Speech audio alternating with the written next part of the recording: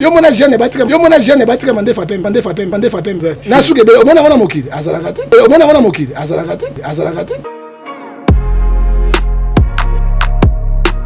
Shunaram na bango tu na ba Etienne Kabila na bango tu Did somebody say that Majabu Gospel is coming to the United States? Yes, Majabu Gospel is coming to America. Pour la toute première fois, Majabu Gospel aux États-Unis d'Amérique. On the 16th of January, it is happening in Portland, Maine.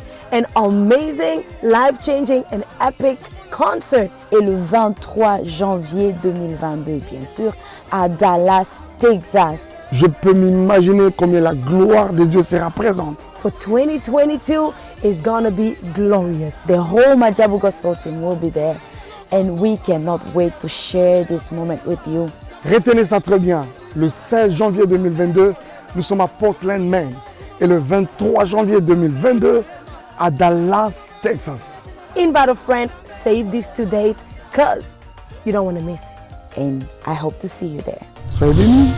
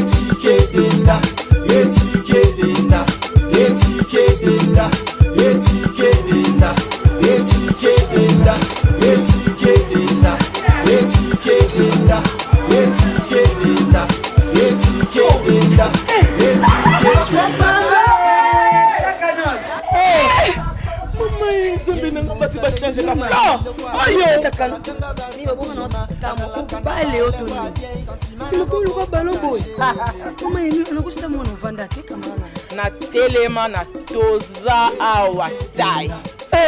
Toza awa tai ya maman Nicole Malonga.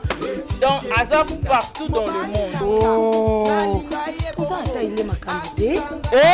Maman Nicole Malonga. Yo telemi wana. Ima hata sula milaite. Ana buwaka na ngati maman Nicole Malonga makambia. Na kumakelo mkusi.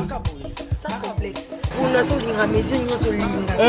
Solinga ekokayo. Kota papa. Nevisto. Yasika Eyi. Avec la nouvelle formule de la pommade Toza Awatai, une pommade à 100% satisfaction, une pommade à base de plantes naturelles, et là pour vous satisfaire bien sûr le femme, et là pour vous mettre en valeur, pour vos agrandissements de fesses, seins, mollets et hanches, la pommade Toza Awatai est là pour vous satisfaire. Et les hommes, on ne vous a pas bien sûr oublié, la pommade Toza Awa est là pour vos agrandissements et allongements de pénis. Nous sommes sur www.tozaawatai.com.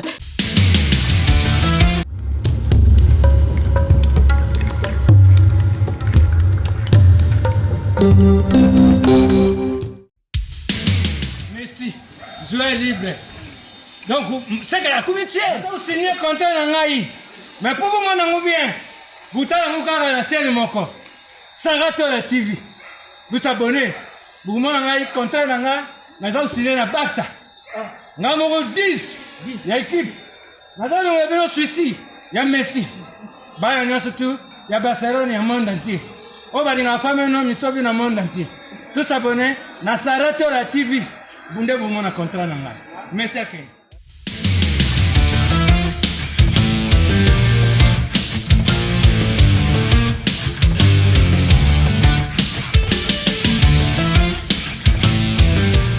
Voilà, bonjour mesdames et messieurs, bienvenue sur notre émission Espace des artistes. Espace des artistes présenté par Paul Moukeli. Moi, je suis Moukeli.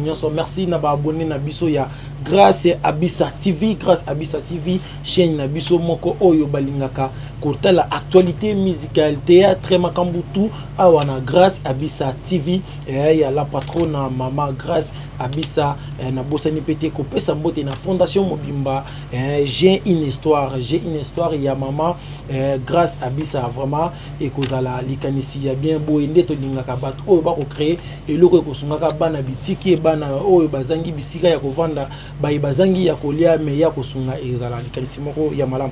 Merci na ingénieur Ars derrière la caméra, merci na Jonathan qui vous n'a dit amis bali bon des livres. Pensez que wana bazaba tonanga yi bande ronanga. Merci Bena Dimi Limbondo, merci Bena Beni Marc ezali kolati sa papa veste, c'est-à-dire olingo comme responsable latara kitoko politicien pasteur papa on classe latana Beni Marc kunande Beni Marc production molato eloro pamba. Bientôt pour vous abattre na Kinshasa et kozala vraiment kitoko na émission na bino na embeli bino bongo l'homme de Dieu mutuna nzambe prophète belé ba mesana ko benga yi prophète pasteur bon pasteur prophète tobara prophète Ngefa o toko solane par rapport ya makambo ya pasteur Mike Kalambai oyo tomonaki asalaki akangaki photo na avion na bana na ye pona kolobaki na sonde libana na ngolo pango na Kinshasa mais et boti moi ba polémique na réseaux sociaux et créer moi ba makambo moi ebele et kozala vraiment mais na olinga ko sala analyse en ngai moko te na mutu na Nzambe parce que eza makambo ya batu na Nzambe et makambo pe foko so la mpeka na batu na Nzambe na ko toucher pe moi ba point moi ebele na toucher pe point ya Koffi Olomide et à départ na Goma moi makambo pe ko sala makuna to ko so la ngaka vraiment na mutu ya Nzambe et kozala vraiment kitoko ingénieur accessoire que vous même langage nangai okofungela plateau nangai bande ko ba découvrir invité nangai prophète bonjour ndeko journaliste kolo apambolayo amen parce que na yo kia wa prophète ou pasteur non parce que surtout comme na kati na Biblia Bible zoloba Ephésiens 4 verset 11 il a choisi les autres comme les apôtres les autres comme les prophètes les autres comme les évangélistes les autres comme les pasteurs, les autres comme les docteurs, pour la perfection de l'Église. Pour la perfection. Donc, bisogno sur 5, dans le ministère, vous allez ministre ensemble. Alors, nous allons appeler dans Salaka, on a benga mingi zali prophète. Ministère dans les prophétique. Et pour ça, les prophètes du peuple. Na boy kolobana la prophète de la nation. Prophète de la nation. Non, prophète de la nation ça ressoute. Nation Zambia le bas Israël. C'est une nation Israël parce que là prophète de la nation. Mais Brazzaville est la nation. D'abord est la nation. Congo démocratique est la nation. États-Unis est la nation. France est la nation. Nation Angola. C'est ça le problème. Mais il y a des prophètes du peuple parce que nous avons des miindo, batunyoso, nous sommes dans la yangwa. Mais chaque nabiso, n'attend de la fin, autres ango, ils allaient église. Prophète en bilan, ça a raté. Prophète de la nation, ça a raté. Ozomona, prophète, Moussa nabiso, bon, tu comprends pas battre, tu vas dans le sambo, pour te faire l'angouma, libo monabiso. Nata, natiki émission na maboko na yo, natiki journaliste na maboko na yo. C'est bon, science, intelligence, tout notre panayo. La tiki Congo démocratique, mboke tona mabulu, mai place ya kolekezate mabulu, tata Nzambe, bazo sa ba onjina bango basukula kaka balabalo ya minene na kati mibongo poto, tozali mbanda ka ekosa, mawatro Seigneur Jésus, tala mboka oyo, etoi na kita na bozui, pasiti na kotambola. Donc, tozo ibande tozo salate. Tu as que des gens qui ont préféré aller na makolo parce que moto egozinda akotindika kobeba oyo mboka ya ngoto bobo ya mopoto to ebite tata tala bango sunga bango to tiki bandeko na biso ya est na boko na yo kolo to za ko se compatir na bango elongo je crois était Jérémie 33 verset 3 évoqué moi je te répondrai au kozala po ya kobundela pe ko sunga kongo to tiki ba diaspora na boko na yo bango de balesa kabiso ba boko la kabiso basunga kabiso au boti il y a pesi les lettres moi na classe bango sous le kufi bakundi biso au pambola bango kolo coronavirus musika ba maladi moswe bimi pembe musika Yahweh, Genèse chapitre 12, verset 3, je bénis ceux qui te béniront. Ceux qui ont pamboli bango, bango ba pambola biso. Ata mikolo bazo kabate, batapota ko maboko makasi, mais simba maboko na beta marteau fungwama parce que na kombo na Yesu. Yo banda na biso po sukisa na biso, na kombo na tata pe na mwana na molimo santo. Amen. Amen. Voilà, merci papa pour la prière, mais tout dans Zambie prière non vraiment et tout aime singana na mutu na motema plutôt. Et boti singa peso suba quelques questions ko yoka na prière na olobi mboka itonda na mabulu na mai pona nini mboka na yo moko poko bimisa makambo e bomama na kati na mais soki l'autorité ba kokite faut dire la vérité, ce qui vous manque ici au Congo na ba stade na nzambe yoso mo poto ils ne disent pas la vérité. Nous sommes les religieux. Un religieux a une église au milieu du village, il doit dire la vérité à Dieu et à la population, monsieur. Le sambo na ngezali tolobi tolembi. Matthieu 11 et 28, c'est pas Nzambe. C'est lui qui sont les quais des rois, les quais des chefs. Hein? Papa ngana ye awa. Le pays le plus riche du monde, c'est le RDC. Capitale, c'est Congo. Quand moi, en tant qu'un patriote, en tant qu'un Congolais, en tant qu'un Zaïrois, en tant qu'un Congolais démocratique, nous avons ta question pour les champions. Quelle est la capitale la plus sale du monde?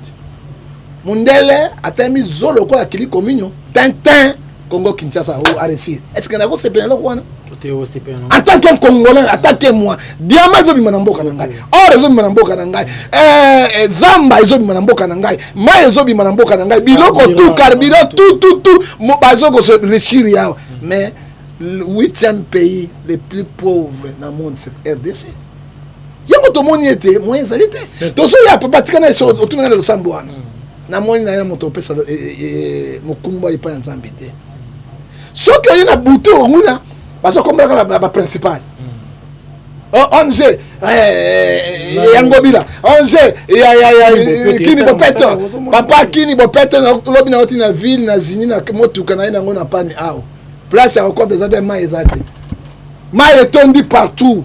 Na yawa o président ya na ye pasteur abongwama pasteur Godé abongwama za pasteur po musa négocier la ozonga na pasteur nzambe akotuna ni na pasteur mais bakota na bandal kota na ngiringiri kota na première bakota sima bamona ndenge mboka eza na libongo ngala zali mongala na kozwa pêche na ngai na mbila na chebo ba nzombo bowayo abimi parce que ça dit quoi les pays zaté.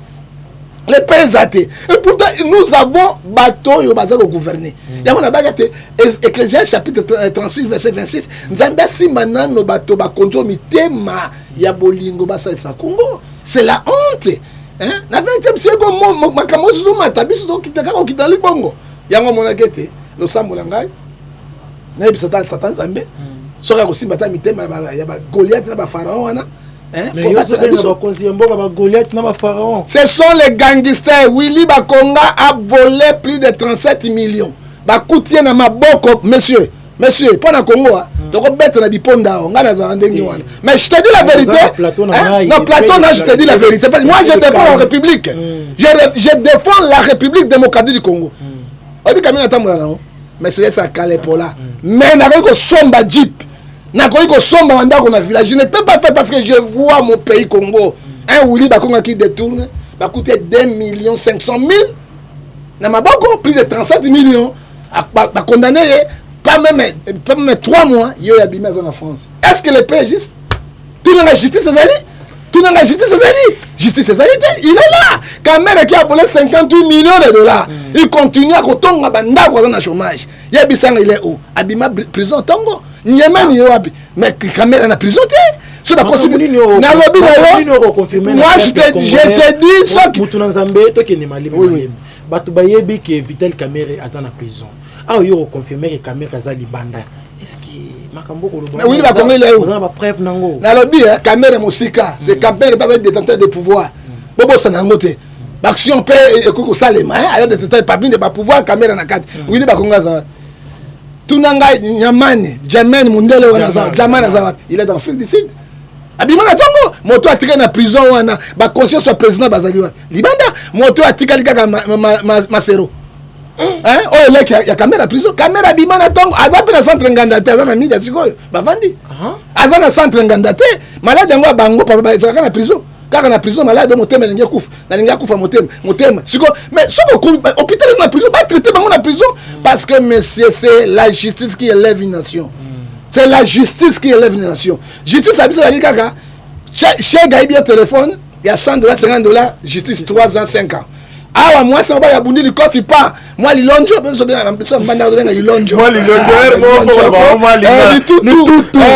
tout c'est l'ilonjo moi l'ilonjo boy aller au moins état de droit bana baba son état de droit mais les criminels les voleurs les vautours qui détruisent la République démocratique du Congo sont tous dehors ceux qui sont dans un état de droit qui mbuta za libandate ceux qui sont dans un état de droit obé minara za libandate ceux qui maintenant ceux qui sont dans un état de droit Kabila qui vend des sika vendre onate ceux dans un état de droit tous les vautours wana ba za libandate hein mutu na Zambie est-ce que makambozo lo bao kimbuta travailler pour na mboka mandani sili atiki na ye fala za l'aise kimbuta na nyongo na ngai ya banque oyo ekufa ya $1,600 futa ngona tika yenda pia ki banki wana ti nyoso silaki afuta ngambongo na ngai Kabila na nyongo nga basoda na botola nga $2,500 basoda Kabila ya mboka te Kabila aza ki chef tu sais que dans futa yango te parce que Kabila nde basoda na botola ngai na ipaka Kabila wana momola c'était pas tu sais que afuta mbongo na ngai mbongo ebelete ozomona ça de quoi monsieur même système à Kabila yango les autres continuer nango les pays vont mal yango to lembi na bato impère batangi nini to salité oui merci mon père to sala ba fait de prière malamu impère côté kuna basali na nzambe bolo basali na nzambe ba pelengendu bashina Kabila basina effort bameko china Kabila Tshisekedi a pété les bango les plans mais il faut dire mais Tshisekedi a pété maman na plan mais comment tu a libéré te ya boulier na pas exemple mosai moko na nzambe kaka na bari na bino alimentaire ake pa Tshisekedi alors bio Tshisekedi apesi ngalo côté na tikeli masuba est-ce que on s'entend bien pour tikeli masuba alors ça m'a les deux non ça dit quoi non basali na nzambe nde bato oyo ba détruire Congo démocratique à cause de leurs mensonges ils ne disent pas la vérité chef il faut être comme le prophète Michée qui dit la vérité au roi ba Michée Babiso yako bato kwa biso chef d'état ko yamba biso moko te parce que biso nde to sunga mboko na vérité o tout batikali ba politicien ba dina sisa papa o tout batikali ngana na mbanga na Yesu na lekiza kai na mbanga na Yesu c'est la totikela yo ta na mbanga na Yesu ozomona parce que lelo yo na escroquerie na bango nde ba komisi mboka bo soki mokonza mboka abengi ngai pas obenga ngai te parce que vérité leki parce que Galate la bina biso verset 4, verset 16, à cause de la vérité, je suis votre ennemi. Vous savez, tu as une vérité, oh, ils ont collé. Donc, ils ont détruit. Grâce à eux, comme n'a pas su. Donc, nini to salite vient de prier to say bando kia famille to kaka mais siko ela on a bisa na ba impere boy nzambo bako pesa mi bale nini eloko nini etika ito ko sala pour na tolongola Congo na pasi c'est ça on a testé au pesi bango mais côté basali nzambe ni to salite o pas basali nzambe bango tu bakene na pelengendu bato apelengani poloso lo sambo ya bato mabe za makele boso na nzambe comme proverbe 24 verset 20 le bonheur ne se trouve jamais dans les maisons des méchants ce sont les méchants voilà prophète qui vend ndenge utu kolobake ceux qui président ya mbio ozana ba verito yo koloba na pena tina ya ngai te papa zala na ayamba basi ndumba ayambanga mais ayamba de mille ayambanga na tuni yako ayambi basukuni kafuta ayambanga ayambi mai kalamai oyo salaka bambiance na ye lokola nzambe azate ayambanga ozomona ayambi ba joueur ayambi ngai je suis utile monsieur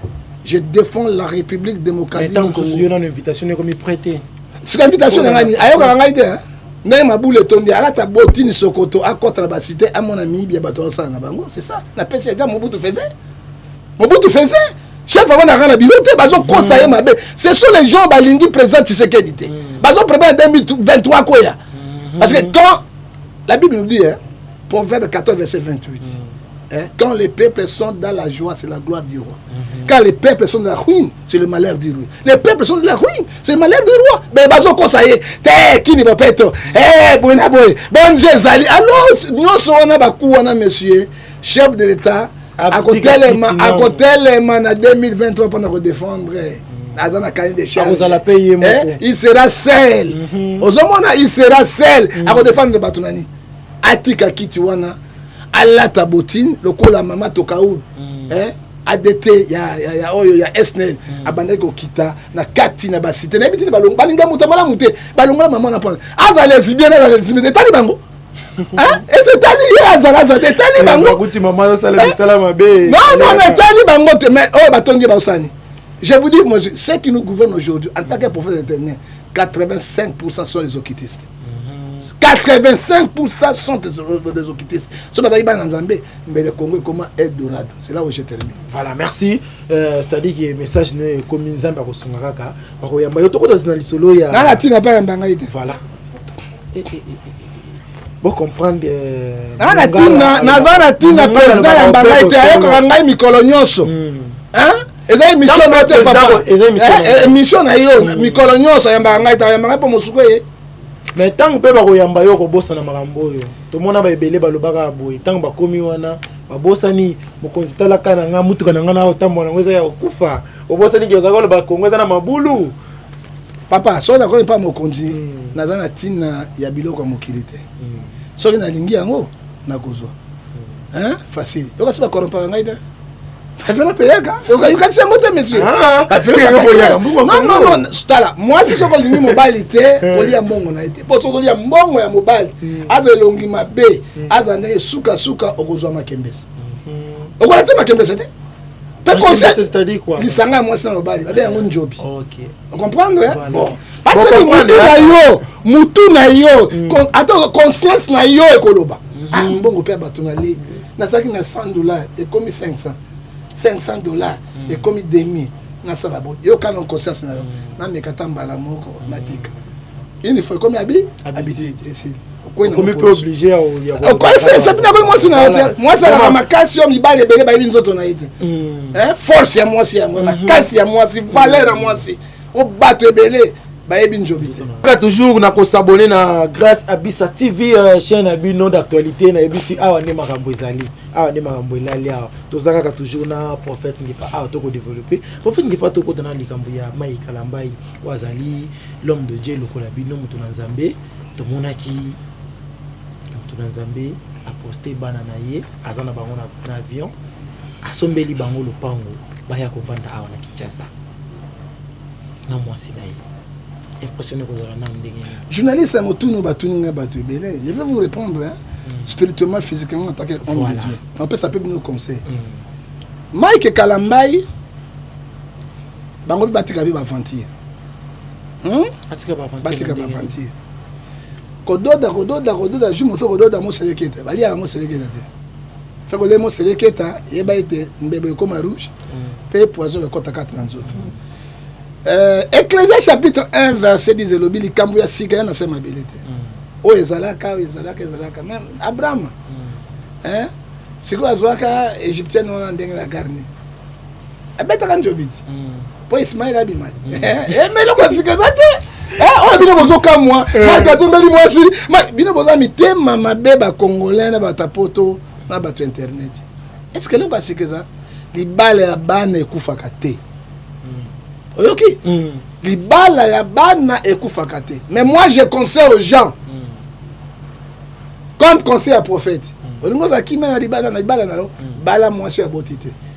Mais moi sur abota bana mi balé mi sato mine omonika bana wana bako sangisa bino bana Mike ne basangisi mama wana moseka bana wana na Mike monani moseka bana papa yo mona ki mi moto la sa mi pende na TV na mi pende na sera na tala po mi se kufa te mi pende ya mineni wana mona ki ngote yo mona ki teke denile sa sima na buku comme candidat comme commissionnaire yo mona njobi ba sa commission ngaye yo mona na bina tuni yo ko tuni mona ngote mais mona yango na mona yoro bo mususu auti Afrique du Sud aye wana ba na hôtel du fleuve na ye o mona ki ngote ça dit quoi Proverbe 14 verset 1, une femme sage bâtit sa maison. Une femme est censée se disposer de ses propres mains. Ce qui moi si on a peigné, qui moi si à maïen, à quoi que tu as vu qu'on a réseaux sociaux. Alors ça la vie naïe, mais à côté à mon réseaux sociaux. Hein, mon théo ça mon bikini à maman. Pe bikini à ma douce. À la tine ni à noir, ou à noir malheureusement, à la tola bien ma belle koyate.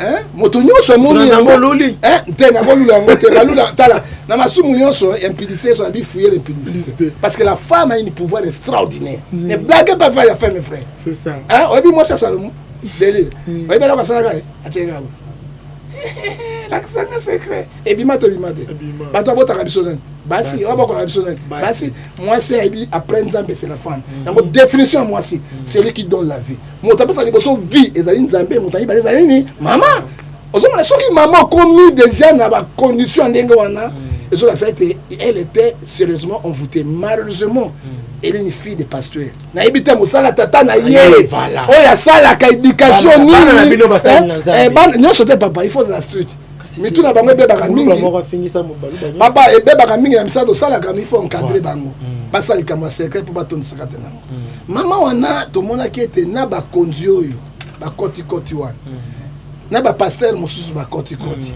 commissionnaire ezaki pasteur comment fait-il possible tokene loko ndenge wana asala likama ningo mama saki pour venger sa Mike soki asali boye Mike akoyoka mabe Mike akozala dessus Mike akozala humilié orgas humilié ye moko na tango wana Mike je vous assure maintenant azana mwasi moko na Canada azali na zemi alingi kobala ye amawe azana saka tuni Mike yango cha mwasi yango hein on a fait bisolo mais Mike a mutu te en fait ngifa na lobi Mike azala ki mutu no zena aza mutu mwasi moko na Canada azana zemi awa kotoyo libala ya mama ya bana ekozonga non moi je comprends Mike Mike était humilié à cause de sa femme maman ya bana pona si alongola moi bilili wana aza mutu akeneko azana je te dis la vérité azana moi si moko na Canada on a fait biso Mike na linga bala moi si on a pe moi sur la zone et je ne sais pas à quoi ça ndengeni ya mi balé dans le ko na sala meki na question na ma penier Proverbe 19 et verset 14. On peut hériter les biens du père et du mère. Une femme intelligente se donne internet. Basi so ba maélité. Au cause na bomengo, au cause de tout, basi nyonso ba maélité. Ozomona, voilà, moi c'est maélé les ali likaboyote pa yanzambe. Les lois après qu'on se détruit yemo. Na Jean 10:10. Les voleurs viennent pour dérober, égorger pour détruire. Mais nzambe pas la kisabato. Siko bana ya Mike. Oya boti na peniel parce que libala ya bana ekufaka te apapa ata yo bali ko na bana aju mususu je viens pour voir mes enfants aju mususu bo mbule beti bo faire dodo et c'est fini makambo kei ozomona ekufaka te yango moi mutu ya bali na note nazo bonde la yo ba cadre exceptionnel zanga te mais 99% ezandenge moko moi sur une bana misato mine so bali ezali ngambo parce que mobali wana botisa esuka ba kozonga naka kaka bana wana ba kotia pression pa mama na bango et pas ya papa na bango tale lelo bana ya Mike na lobaki basangisi Mike no mais la photo ya solo 2 Bible ya bisi so le kama Mike ezo boma mokila wa Proverbe Matthieu 19 verset 1 à 22 moi si so ka ibimbongo na yo okoko boya yete azubila mana yo okoko boya ete ata buni na famille okoko boya ete soka sali kamonyo soko boya ete Bible dit sauf l'infidélité voilà c'est ce que dit la Bible mais yo ka olobi yo za contre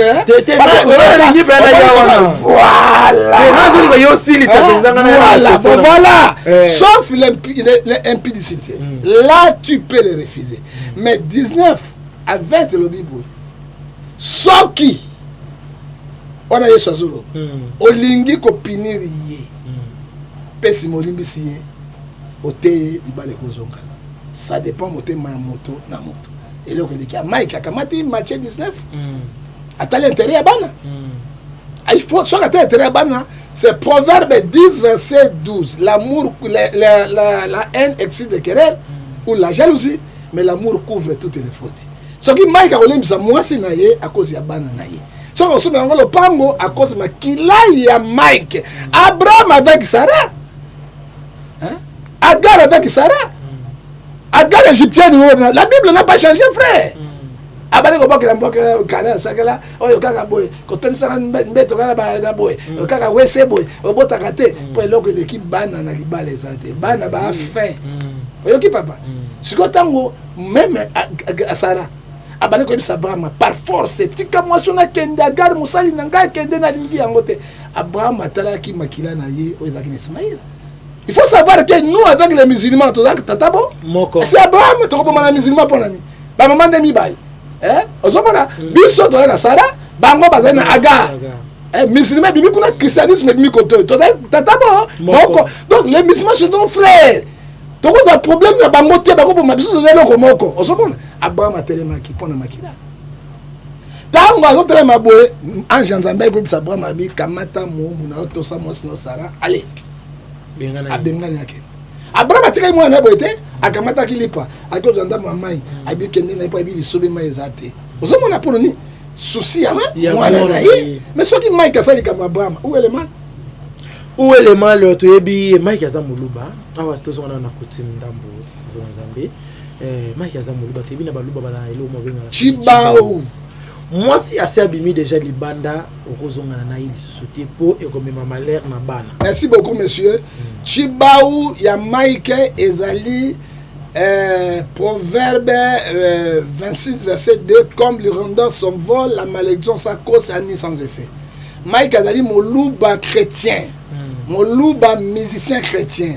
Moluba pasteur bon ayi muta comme ça Mike pasteur te bango ba mi comme ça kana ndenge na bango akoluka muzum tout ça la émission ya makambo na yebite eza ba frère Patricio ba Mike bango tu ba pasteur bango na mizambe mukie ba komi ka pasteur ba pasteur ba komi yango ba ça ba dégâts parce que ba otina mokili ba bongo mate muta comme ça Mike pasteur na yebite muta comme ça frère Patrice pasteur na yebite est-ce que bazaki ordonné par Dieu je ne sais pas le pasteur des pasteurs des prophètes des apôtres yango moni bulu yeke et continue. Est-ce que bazan apostolat? Est-ce que Nzambe bengi bango? C'est ça. C'est ça le problème au ban Nzambe. Osée 4:6. Mon peuple périt par manque de connaissance. Est-ce que Nzambe bengi bango réellement? Bazan mo pour tout te. Bato frondondo te. Li faut bazan na bango te. Il pas que de bango te. C'est ça mon ba dégâts et les dégâts monsieur. Ça dit quoi? Mike Chibaou na balou bezali nil sans effet. Proverbe 26 verset 2 comme le rondeur se voit la malédiction ça cause ni sans effet parce qu'il est chrétien. Oui comme un chrétien et mais so gazaki chrétien te mais Chibaou est Mike bébé ti. Olobi malédiction sans cause. Mais ngana zo mona de cause exacte. Moi ça qui ndate mona vani na mipende mobali mususu. Ils ont cause. Bon, cause yango qui ça bato mipende na ye. Ça déjà cause. Dans ba suka na piscine autant mipende de. Mais ko so na lobi yo kena non. Est-ce que muta déjà pizza. Au moins là on a boire kena na piscine. Chance yo mo lobi. Au moins là on a boire yango. Je me souviens kena mona kaleso yo biso bena mbasi. Ya singa moko. Tala mama munene yango kana kati wa. C'est l'ennemi. Et là on a la boya piscine, pas la boya piscine encore dans la piscine té. Parce que ceux qui lisent sur l'occasion de chute no ça nini. Boma yango longola po bika kata loboko. Ozomona eloko siko ba maman bino nga mwasi ya Mike kaka maman pene par accès mi pene na ye. Mais siko la taka singango. Omona na moto tala mwasi mona matina moto bo jina wa singabo singa l'équipe fou yango bazana ba hémorroïde na ba hémorroïde. Ben hémorroïde o mona ngoto mona kate o mona kango. Alors ce qui Mike atangi biblia babina Pierre okoli misabato boni balasa mo yeso bili misabato 77 fois na journée. Ça dit quoi? La Bible c'est notre constitution chrétienne. Un chrétien doit respecter la parole divine. Quand on parle de la parole divine, on parle de la Bible. Mike Asali un chrétien il faut respecter la parole divine bien sûr, mais un chrétien peut faire à l'exemplaire. Et là on a roté à bato bazana mokili. Tant que mona musa mwasi musa na Nzambe la kisi bato bi poposu bazongani. Biso bato ngalo biku tout biso te bato bazana mokili. Pensez ne bango bazana ni. Est-ce que bato na bazana notre modèle c'est Jésus-Christ. Philippiens chapitre 2 verset 21 à 22 lobby soyez les imitateurs de Christ. Hein? jugement nzambe ko juger batuté ya ba pekisi nano na Romains 14 verset 4 na kolingaso de la sa nzambe ba Bible parce qu'on dit député dans la constitution hein pour être ami pasteur bino yamba on ba prophète au monde pour ça émission sans verset biblique est-ce que aux ont fondé la Bible mon point ça mais batanga ba yebi angote mais quand je prends la parole de Dieu Éphésiens 2 verset 20 nous sommes fondés sur les enseignements des apôtres et les prophètes. Parce qu'un pasteur, il faut y avoir prophète, il faut y avoir pas défendre l'autre parce que c'est notre constitution. Modèle la Bible c'est les alliés Nzambi, les alliés Jésus. Dans Kamati na Romains 3 verset 10. Personne n'est juste devant Dieu. Hein? So il peine la sac et l'autre tout par vengeance pour Mike Bano bête et ponda. Hein? Parce que les alliés qui m'abbé. Hein? Alors à ça, la pas que ça manque. Satan y est pour détruire. Jean 10 avec Olimbisaye. Nous avons Alimbisaye pour la combo Yabana. Alimbisaye. Sur le bas, gloire à Dieu.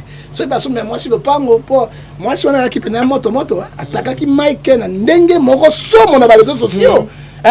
Mike a sommet le pango, ma Rubango. Soukumeleki parce que ça n'a pas cité moi c'est soukuma Mike amona qui mise comme kola mongbele peke moi était na so batalo pango na kuma bana pa le misamatosi on ne sait pas parce que toza kunate mais ceux qui pona ngai azonga mama bana na abongwama asenga pardon devant toute la nation ozomona pardon libère mais ça aiko kangama na Mike na loma aye na malédiction na ndako ya Mike. Voilà. Merci pour Mutuna Zambé. Avant de chuter dans Mike Kalambai, Nalingi, au confirmé, Balandia, grâce à Bis TV, abonné à Biso, Batoupe, on y a Hollanda yo. Ma maman a grâce TV, on a bien parce que Montozana fondation Rosungabana ba congolais. J'ai une histoire. Une histoire démocratique parce que la Bible nous dit Proverbe chapitre 19 verset 17 c'est lui qui a pitié aux pauvres prête à l'éternel. Et la Bible me dit aussi Jacques chapitre 1 verset 27 la religion sans tâche pire devant l'éternel est de visiter les orphelins et vivre dans les souffrances. Que Dieu te bénisse. Voilà, Zema Pambola, maman, grâce à Abissa, par rapport à l'Ikanesi à Fondation, j'ai une histoire, c'est-à-dire que Mututu na vinae, azarana histoire, toujours ko barakana prophète.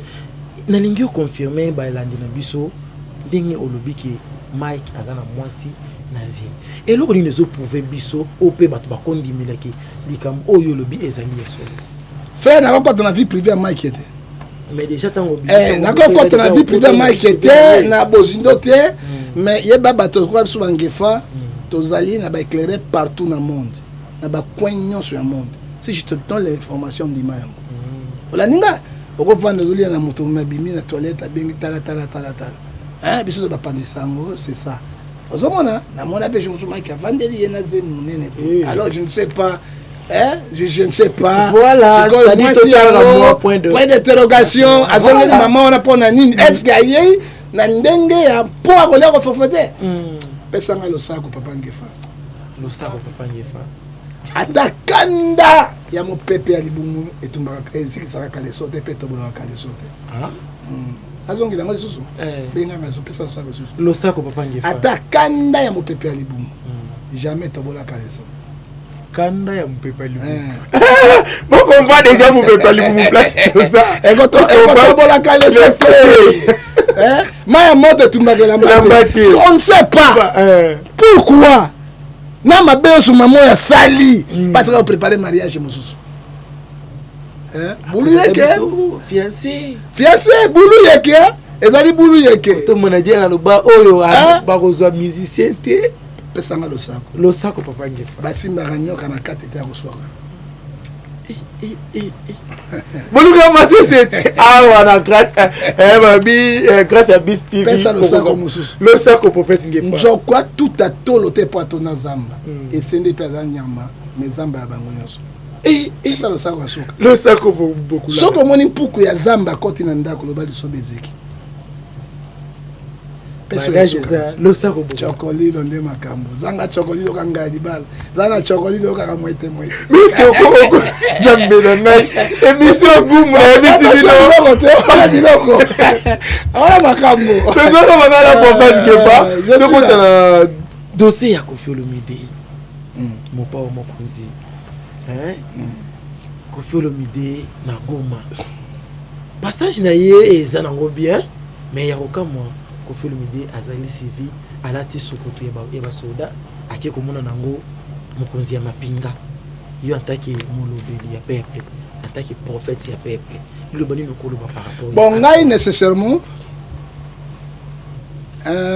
Hébreux 12 verset 14 chercher la paix avec tous sans laquelle personne peut voir Dieu.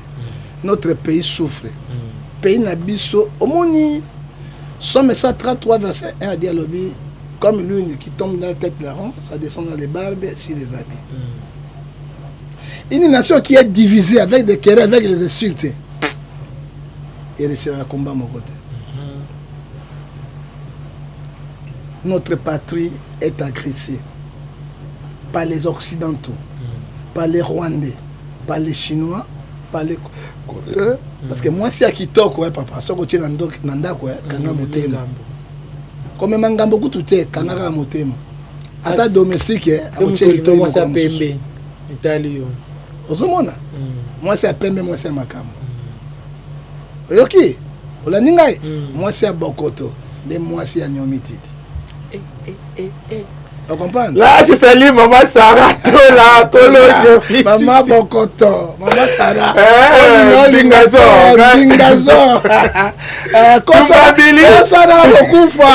on attend que l'anglais va te balinga kayo.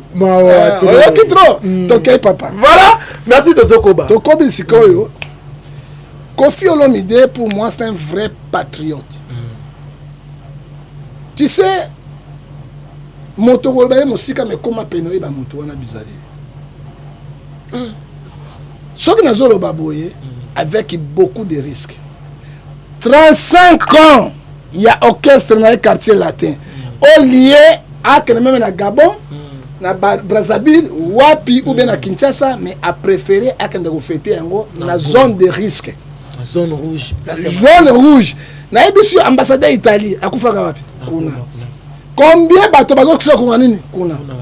Mais j'ai vu Koffi na moteur na carte jaune rouge à côté de la définition parce que mon tikage. Ça dit quoi?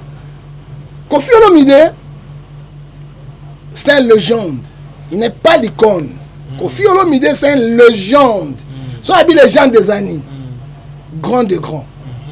Quand nous parlons ici les gens de Awanambo Kanabiso, donc on a Luambo Makiadi, pauvre, c'est légende. Donc on a Taboulé Rochero, c'est légende. Donc on a Wendo Kolosoy, c'est légende. Donc on a Papa Wemba, c'est légende et Menéate. Mais bango nyonso bakufa. Non non, et Menéate le man a dit comme bango nyonso bakufa. Mais les gens de Tika ils moko les on vit. Pe orchestre moko c'est 35 ans. Ezali Koffi Olomide. Azali mutu moko toko féliciter. Hein papa, malgré mutu, azali nzambete, azali ba défaut na ye, azali ba red na ye. Quand même un homme à féliciter. C'est quoi la kisi bisoni? Ngala azali vrai Congolais. Koffi Olomide azali moboa. Moboa na bangombe loko bo moko na disala. Wana we komina ninga tribal. Tribalisme de ngabe komina mazuta tukabishi na koma ngefata tukabishi. So na mone baby na zongi ngefa. Ngala zala kapo. Komona nani? Ngefata tukabishi. Wana zongi kwenda banuba. So na mone wala kuva. Ndelo kuva la zongi ngefa. Vraiment. Komona ngata tukabishi. Ngefa za moluba, mon pelende, mon soko, mon tabandundu, mon ngala tout ça appartient à ngefa parce que je défends ngefa. Ngapa na Kivu. La défendre Kivu parce que je suis un Congolais. On l'a dit papa. Tokeiwan. Alors Koffi a vu vie na un risque. Bako bete masasi na ba fulu wana ba nini na ko kufa. Alors que longa Bukavu pour que na Goma butu mobimba azana kati quel risque pe banzelo batambola ndesika ba terroriste na bana bato oyo batambola kana. Ça dit quoi? Koffi na bolingo Congo. Koffi aime le Congo. Aucun pasteur tangai ce que tu na Kivu na Kenete Gagame okanga na kata ngai kuna parce que na bête Kagame Bomangao mais Kofi abangi yango te voilà abangi yango te akei na Kivu frère ndenge Congo ezo leka siko na est dans la paix je vous informe batebeli bati ko sa est place pe est yango ezali ba kota pe nikoto ba bato te ezala ba zone ya bango azamba ba bumaka bato ya Goma Bukavu il vit bato beni ba vivre aka oui OK to monde betina concert kuna omoni on Goma babombia oui babomaka na bazamba ce n'est pas na kati ya ba ville na telaki bato ya kinango na bato na ye na monaka ta lisasi moko ebetité ça dit quoi moi sécurisation ezali mais ba zone ya bango minere ezali ndetsike bakufaka ya mibale na misato pona Sokoto toujours pona Sokoto tokena Sokoto mais boka mona Sokoto te président de la République les civils dans état de siège ou bien état d'urgence c'est ça les maka alors ta tenue militaire Kabila oui Kabila le père il était civil dans la côté une guerre au Rwanda alors ta qui tenue militaire pour l'accent symbole ya république Kofi alati yango na ba Sokoto ba soda ni soutien na pas ya militaire congolaise soutien na et pas ya population qui vous beni oyo bazali matraqué par ba injustice moko illégal. Kofi alati soutien na ba soda akamati article 63 ya constitution. Qui dit l'article 63 ya constitution? Au cas d'agression intérieure et extérieure, tout Congolais doit être militaire. Il doit porter les habits militaires pour défendre, prendre les fusils, pour défendre l'intérêt territorial. C'est constitutionnel. Kofi est intelligent. Hein? Kofi est très intelligent. Kofi est très intelligent. Il y a moyen. Justice de la Kofi exacté parce que l'article 63 de la Constitution et puis si au cas état de siège ou bien état d'urgence même militaire même pasteur ko langa na côté na tenue militaire tout le monde est tenu militaire pour qu'on défendre le colonel parce que constitution et puis Kofi a ça le comme bête atali constitution yango moye botake ezatezali aux 4-6 mon peuple périt pas mal de connaissance continue à mutuna vraiment merci pour fait vraiment que ne vraiment na suka mais to chité on a dossier à Paul Kagame président ya Rwanda zaki na Kinshasa ko passage na Kinshasa zaki ne pesanga losako batiaka mosapi na lisoko ya koba te Kagame atie mosapi na lisoko ya koba Kagame akoki koya na Congo te parce que un grand maîtrier c'est lui plus de 16 millions autokufi comme dit internet c'est Kagame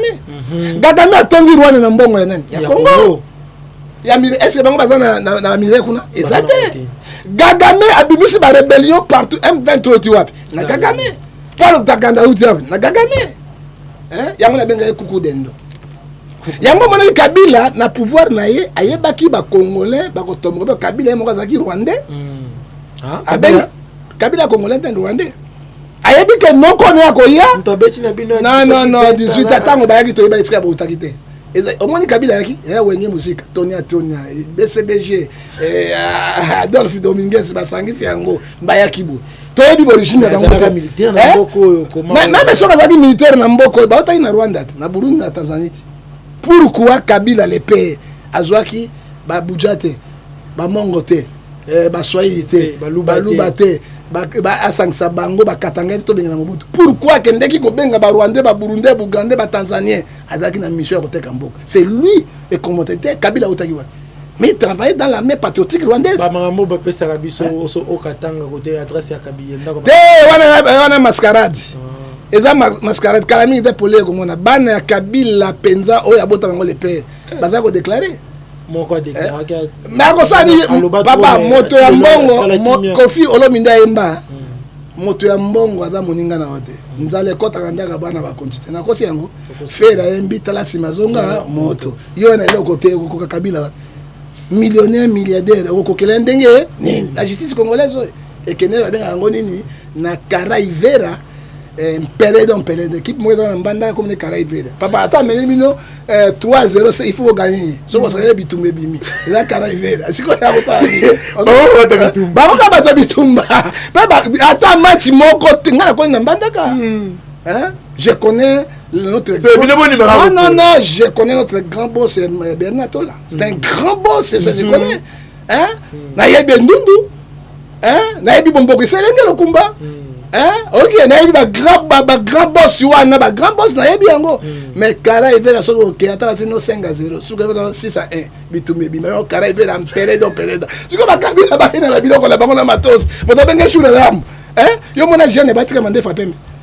na suka be mona mona mokili azala kate hein shuna ram ça dit quoi baza eza na fête ba congolais baza trop sentiment na dossier oyo lokola kaibila koyaki soki basinyaki bakorte bakopesa na article 12 de la constitution tous congolais sont égaux devant la loi mais bana kabila ba fondation na constitutionnel c'est ça c'est le moment to ba slogan moko inutile to ya ba vérité ezali wapi to ba vérité alors wala bango tout na ba Etienne Kabila na bango tout baza na ba Etienne Kabila na bango tout Etienne Kabila zali na ba na Joseph Kabila bango to bazo mburiaka biso ba Jeanette Kabila bazo mburiaka biso parce que vérité alikambo yo toyebi yango nano te edika pe na bimi to kanisa to yo vérité soki lelo procureur général de la République vérité ko bima yepe ba laisser nguba monoko wow qui a tué Kabila le père pour l'état de droit ça misala ça dit quoi état de droit pour ngai na yo qui sont des faibles.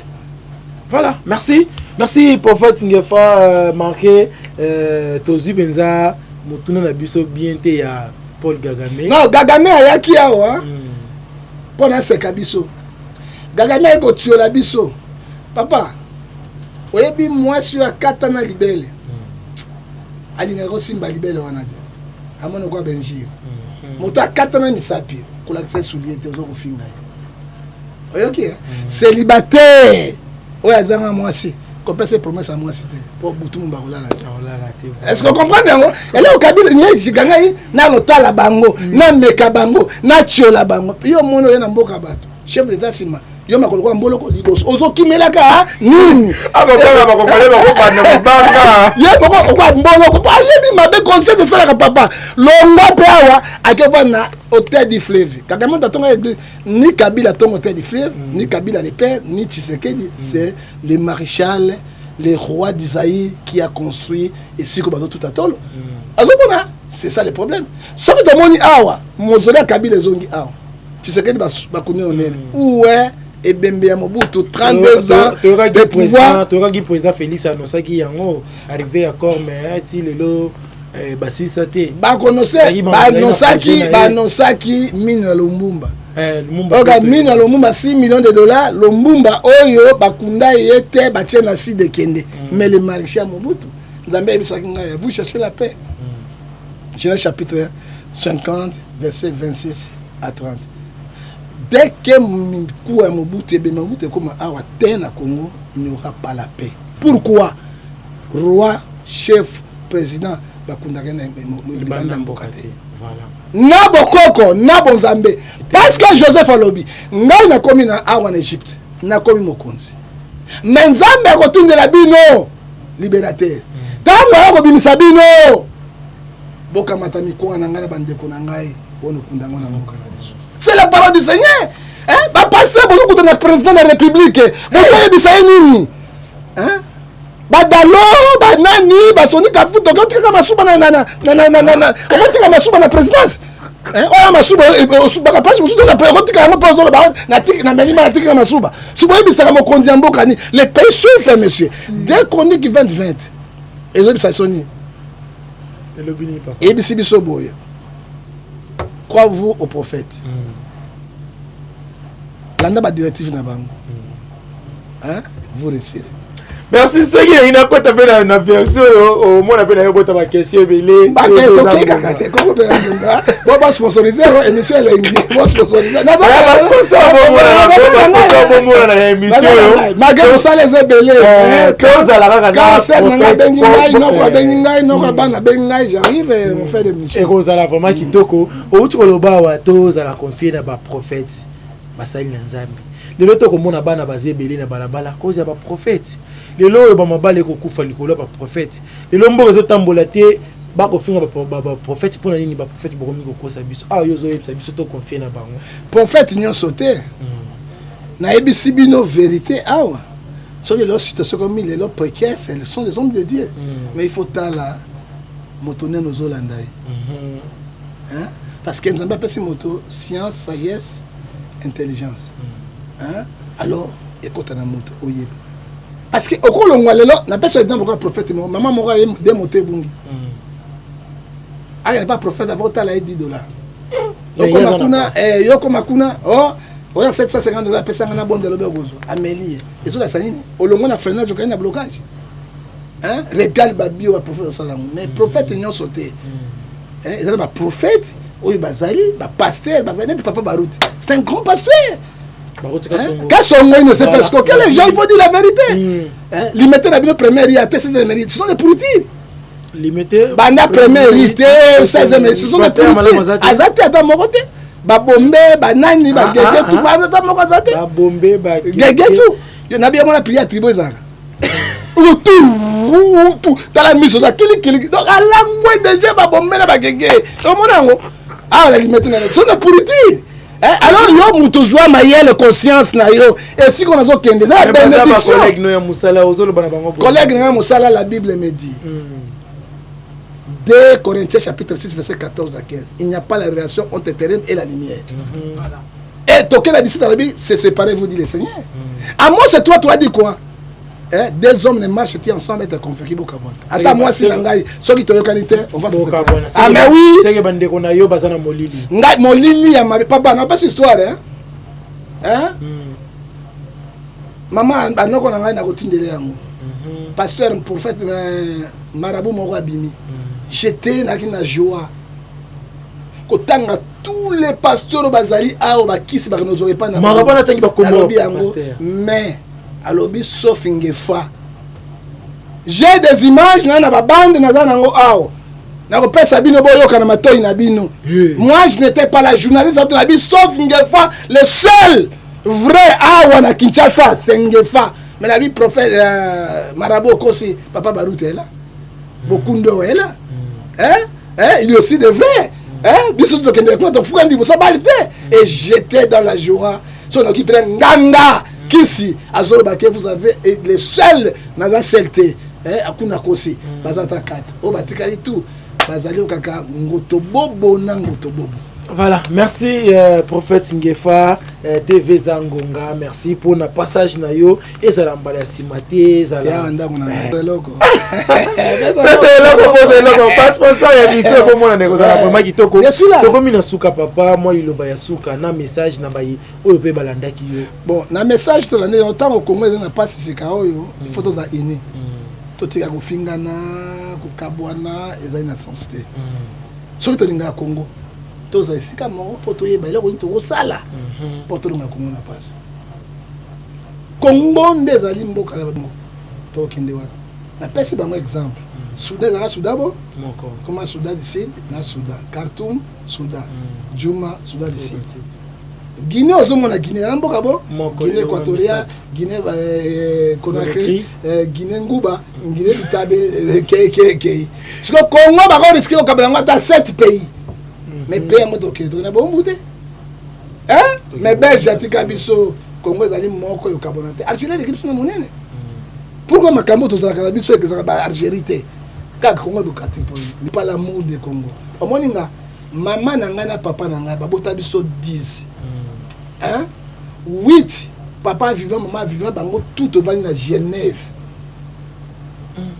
omoni ba collection te et où tu kunati papa donc ezali yo moko moni ngote et où tu ba monde wa bango mon père aya kumbanga na bina ko kende na ngai te o ku na bina ko kufa na bela mboko ba kundanga aboy mundele bemba mundele kuna ako sala ngai bo na mubutu kuna ba sala ngai bo. Merci penza mutu na Nzambe pour na passage na yo na ebité ba dédicace ezate logo tanga likambo ya Congo na est mboka passe côté lingai bino bolilaka est ya mboka ya Congo mais o ba kufa na Équateur ba nyele bokanisaka bango te bino botiaka motema kana est ya Congo o bakufaka na ba Congo awa na bundi ya Congo bokanisaka bango te bozaka na est ya Congo bandeko na ngai ekomi ka shida ya bato na ba ONG nyonso kaka shida kaka collection shida okanisaka oyo Grand Kasai chef coutumier munene kufa combien wana okanisaka yango te oyo ngobila ba na pouvoir na yawa na mboko ni ya boma combien okanisaka yango te na yumbi Congo souffre plus de 16 millions de morts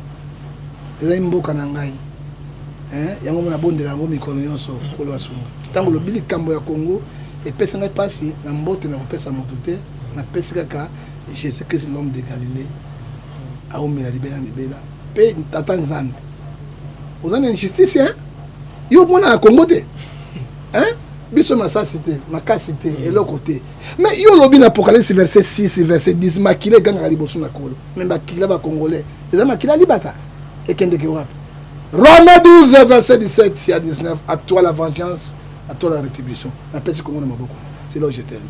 Merci Moutouna Nzambe, vraiment. Merci Nabino Sobozaki, Libaru Yolanda Bisso, na grâce à Abissa TV, grâce à Abissa TV, Yamama, grâce à Abissa, vraiment. Merci na OP Balandagi Bisso, merci na ingénieur Ars pour la image, merci na invité na ngai pour na passage na ye, ezaki vraiment kitoko Moutouna Nzambe, merci vraiment.